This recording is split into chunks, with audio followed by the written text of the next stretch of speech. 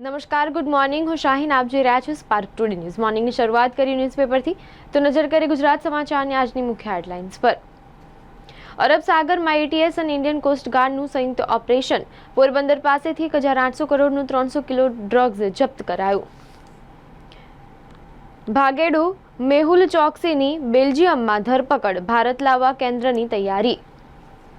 ટ્રમ્પના વહીવટી તંત્રનું નવું જ ફરમાન. યહૂદી વિરોધી પોસ્ટ કરશો તો અમેરિકાનો વિઝા રદ થઈ જશે. સુપ્રીમના આદેશ મુજબ 14મીથી અમલ શરૂ કરાયો. તેલંગાણા એસસીમાં પેટા અનામત લાગુ કરનારનું દેશનું પ્રથમ રાજ્ય બન્યું.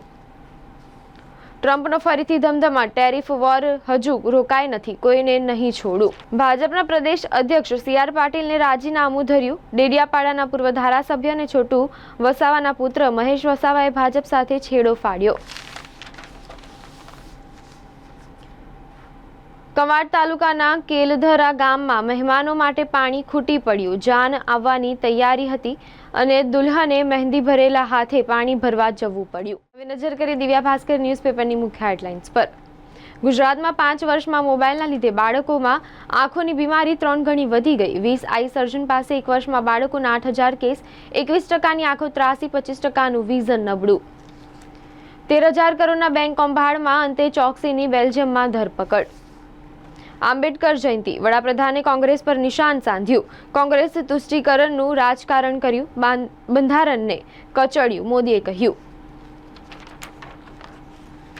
બંગાળ હિંસાની હચમચાવી દેતી આપવીતી.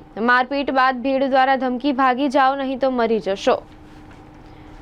23મા કાયદા પંચના અધ્યક્ષ સભ્યોની ટૂંક સમયમાં નિયુક્તિ. વકફ બિલના અમલ બાદ યુસીસી ફરી સરકારના ટોપના એજન્ડામાં સામેલ.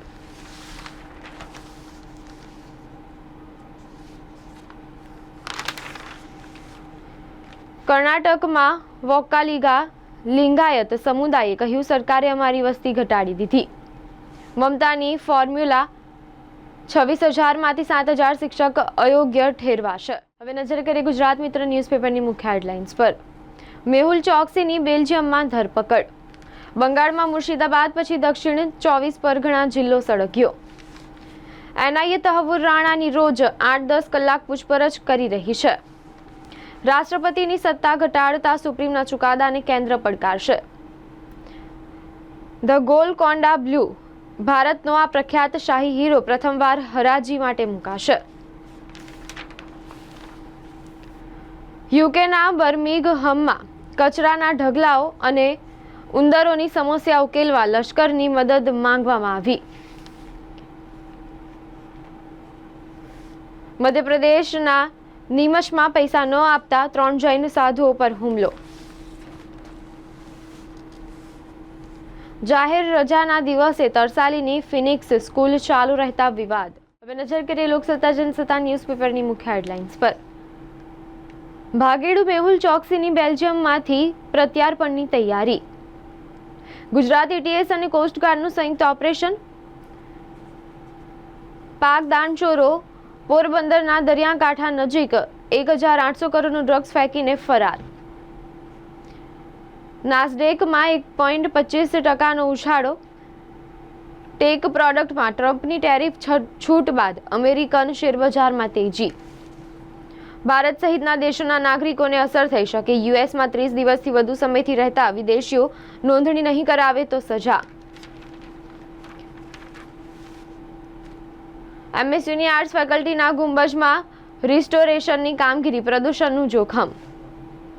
છેલ્લા 3 દિવસથી ગરમીમાં આંશિક રાહત બાદ શહેરમાં ગરમીનો પ્રકોપ વધ્યો. તાપમાન 40.8 ડિગ્રી પહોંચતા રાજમાર્ગો સુમસામ. માંડવી દરવાજાની દુર્દશા મામલે મહારાણી પછી વિઠ્ઠલનાથજી મંદિરના મહંત મેદાને.